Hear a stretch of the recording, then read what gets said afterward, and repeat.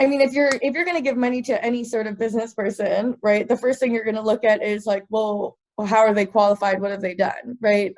For me, I think that it was a double-edged sword, right? Which is like, I had worked at a nonprofit. I've never made a product before, right? Like I wasn't, if they were to say, okay, but what are your thoughts on global supply chain? And I'd be like, huh? And so we had to do a lot of research because there was a lot of gaps of knowledge, and we really had to go find the right mentors and advisors. At the same time, there were things that I was able to kind of tell a story around, right? Like to me, the book wasn't like it helped convince them that I was a good CEO.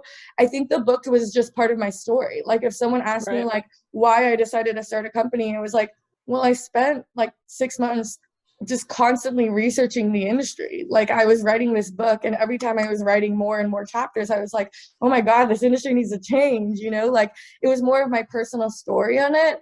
And then it was like, I think social media is a big part of consumer brands. And I have, for the last few years, I was chief brand officer at a Gen Z marketing agency at Duke Consulting, and then also was running this nonprofit where creating social media campaigns was a huge part of like my job, right?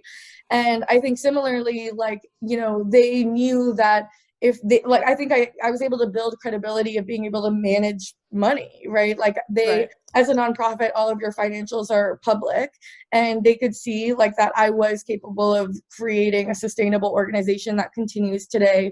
And I think also at the same time, like I was always very honest. Like I would say like, look, I'm going to make a lot of mistakes. Like I'm still learning. And I think part of trying to do business in a different way is that you're doing it in a way that's never been done before. And when you are young, and like, this is my first nonprofit gig ever was running my own nonprofit, right? My first time working on a political campaign was running for office, like that, I kind of have always learned by doing. And I've always had to be really straight up of like, I fuck up a lot, but it's kind of because like I'm learning on the job, and that's like kind of my biggest strength. And of course my biggest weakness. Mm-hmm. Wow. Really interesting.